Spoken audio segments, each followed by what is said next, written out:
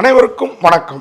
நான் உங்கள் பத்திரிகையாளர் ஆர்எஸ் கார்த்திக். இந்த வீடியோவில் நாம் பார்க்க இருக்கிறது நம்ம வேற லெவல் சினிமா சேனலோட சினிமா விமர்சனம். இப்போ நம்ம பார்க்க இருக்கிறது போன வாரம் திரைக்கு வந்த வேம்பு படத்தோட விமர்சனம். ஏன்னா அது போன வாரம் ஆமாங்க 6-7 படம். இந்த படத்தை கொஞ்சம் லேட்டாக ப்ரெஷ் ஷோ போட்டாங்க.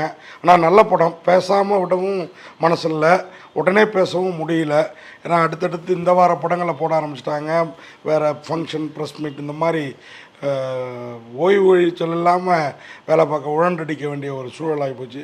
அதனால் வேம்பு கொஞ்சம் தாமதமாக பேசினாலும் இந்த வாரமும் இது தாக்கு பிடிக்கக்கூடிய படம் அப்படிங்கிறதுனால பேசுகிறேன். வேம்பு என்ன கதை அப்படின்னு பார்த்தீங்கன்னா, உண்மையாக ஒரு அருமையான கதை. கதாநாயகனுடைய பாத்திர பெயர் தான் இந்த படத்துடைய டைட்டில். வேம்புங்கிற அந்த கதாநாயகி வேறு யாரும் இல்லை, ஷீலா. பல விருதுகளை வென்றவங்க, பல படம் அந்த என்னது டூலெட் இதிலலாம் நடித்தவங்க. உண்மையாக அருமையான ஒரு பெண் நடிகை. மண்டேலா அந்த படத்தில் கூட அவங்க தான் ஷீலா. டூலெட்டு கூட சொல்ல பாருங்கள், மண்டேலா சொல்லியிருக்கிறாங்க. அந்த ஹீரோயின் தான். ஹீரோ யாருன்னு பார்த்தீங்கன்னா மெட்ராஸ் ஜானி. மெட்ராஸ் படம் தொடங்கி நம்ம பாரஞ்சித்தோட எல்லா படத்துலையும் இருப்பார் இவர். இந்த படத்தில் மஞ்சள் ப்ரொடக்ஷன்ஸ் பேனரில் நடிச்சிருக்கிறார். நீலம் ப்ரொடக்ஷன்ஸ்லேருந்து ஒருத்தர் மஞ்சள் ப்ரொடக்ஷன்ஸுக்கு வந்திருக்கிறாரு. அவரை வரவேற்கணும். இந்த படத்தை ஜஸ்டின் பிரபு அறிமுக இயக்குனர் தான் இயக்கியிருக்கிறாரு. உண்மையாக ஒரு அருமையான படங்க. இது இல்லாமல் இந்த படத்தில் ஒரு கேரக்டர் ஜெயா ராவ், அவர் அந்த நடிப்பு பயிற்சி கூட வச்சுருக்கிறாரு. தேட்டர் ஆர்டிஸ்ட்டும் கூட அவர் ஜெயராவ். அவர் தான் இந்த படத்தில் ஷீலாவோட அப்பாவா. இந்த 2 கதாபாத்திரங்களும் தாண்டி சில விஷயங்கள்லாம், அதுவும் ஷீலா கிட்டலாம் நம்ம நிற்கவே முடியாது. அது இந்த படத்தில் ஒரு கேரக்டர். அவங்க பார்த்திங்கன்னா சின்ன வயசுலேருந்து அவங்களுக்கு சிலம்பத்தில் பெரிய ஆள் ஆகணும் அப்படின்ற எண்ணம் இருக்குது. அப்பா கிருஷ்ணகிரி தருமபுரி பகுதியில் கூலி தொழிலாளி, அந்த மாவட்டங்களில் கிருஷ்ணகிரி மாவட்டத்தில்னு வச்சுக்கோங்களேன். அப்போது மலையும் பாறையுமான ஒரு சூழல் ஊர். அந்த ஊரில் பெண்களை இப்படி தான் வளர்க்கணுங்கிற ஒரு கட்டுப்பாடெல்லாம் இருக்குது.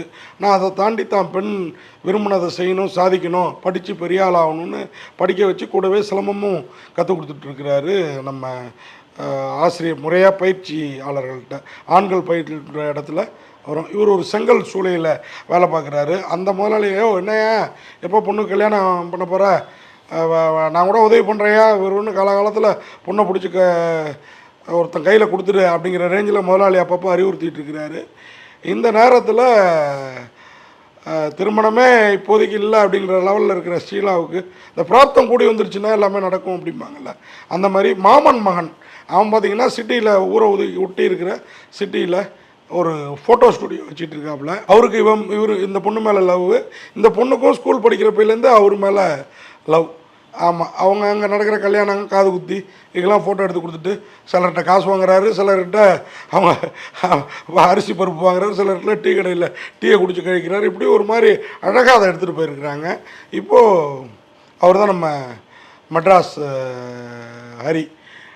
ஸோ இந்த பொண்ணு ஒரு கட்டத்துக்கு மேலே அப்பாவுக்கு அம்மா கல்யாணம் பண்ணிக்குமா அப்படின்னா மறுப்பு சொல்ல முடியல. மாப்பிள்ளை வீட்டிலேருந்து பொண்ணு பார்க்க வராங்க. நிச்சயம் கல்யாணம் டப்பு டுப்புன்னு முடிஞ்சு போயிடுது. கட் பண்ணால் உனக்கு இந்த கல்யாணத்தில் விருப்பம் இல்லை தானே அப்படின்ட்டு மாப்பிள்ளை பையன், அதாவது முறை பையன் கேட்குறாப்புல. அத்தை பையன் அதை என்னம்மாம்மா, அதெல்லாம் இல்லைம்மாம்மா, எனக்கு தான் உன்னை கட்டிக்கிட்டேன், நீ என் மேலே ஆசைப்பட்ட, எனக்கும் உன் மேலே ஆசை இருந்தது, என்ன ஒன்று இந்த சிலம்பம் அப்படி இப்படின்ட்டு சொல்லிட்டு அப்படி பேசிகிட்டு இருக்காங்க. கிளம்பி வீட்டுக்கு வராங்க. பயங்கர மழையில் மின்னல் தாக்கி அவருக்கு கண்ணு பறி போயிடுது. யாருக்கு? நம்ம மெட்ராஸ் ஜானி, அதான் ஹரிகிருஷ்ணனுக்கு. மெட்ராஸ் படத்தில் ஜானின்ற கேரக்டரில் வர்ற ஹரிகிருஷ்ணனுக்கு. இப்போது இவங்கள்ட்ட வசதி இல்லை.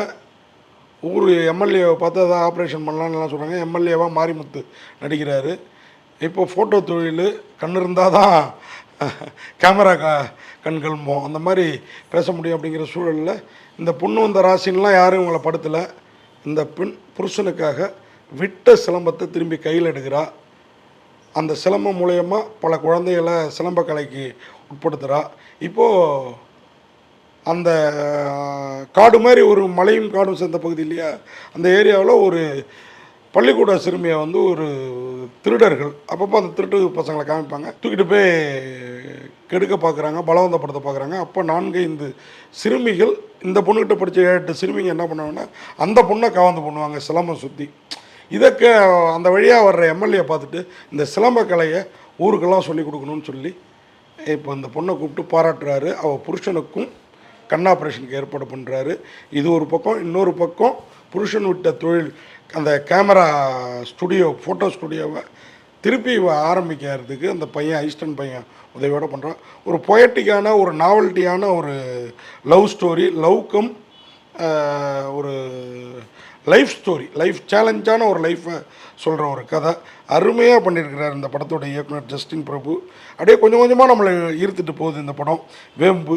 ஆனால் வேம்புன்ற பேர் எத்தனை பேருக்கு கசக்கும், எத்தனை பேருக்கு இனிக்கும்னு தெரியல.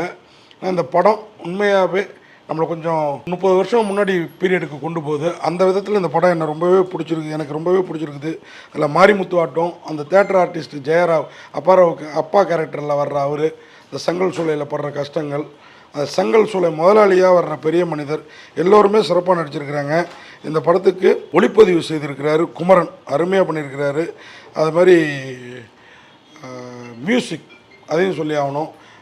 உண்மையாக அந்த படத்தோட மியூசிக் வந்து உண்மையாக அந்த படத்தில் வந்து இளையராஜாவோட மியூசிக் வேறு லெவலில் இருக்குது. மொத்தத்தில் இந்த வேம்பு படம் ஷீலாவோட நடிப்பு, ஷீலா பிரமாதமாக நடிப்பாங்கன்னு நமக்கு தெரியும்.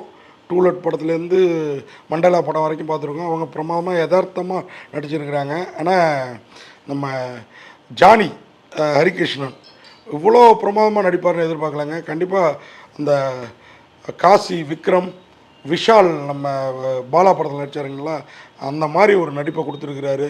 அந்த தம்பிக்கு வந்து கண் இன்னமும் வலி இருக்குன்னு நான் நினைக்கிறேன். உண்மையாக இந்த மாதிரி படங்களை சேலஞ்சாக எடுத்து பண்ணால் அந்த ஒரு குறிப்பிட்ட ஜாதி வட்டத்துக்குள்ளாரையே வராமல் இந்த மாதிரி ஒரு படங்களில் நடித்தா ஜானியுடைய உயரம், அதாவது ஹரிகிருஷ்ணனோட உயரம் இன்னும் பெரிய லெவலில் போகணும்னு நம்பலாம். இது மாதிரி இந்த படத்தில் நடிச்சிருக்கிற ஒரு கேரக்டரும் அவ்வளோ அருமையாக நடிச்சிருக்கிறாங்க. மாரிமுத்து, மறைந்த மாரிமுத்து நடிச்சிருக்கிறாரு, அவ்வளோ பிரமாதமாக இருக்குது. ஒரு பீரியட் ஃபிலிம்னே அதை சொல்லலாம். வேம்பு உண்மையாக ரசிகர்களுக்கு ஒரு தெம்பை தரும், திரையுலகிற்கும் இந்த படத்தோட ஓட்டம் புதுவித தெம்பை தரும் அப்படின்னு சொல்லி விடைபெறுறேன். நன்றி, வணக்கம்.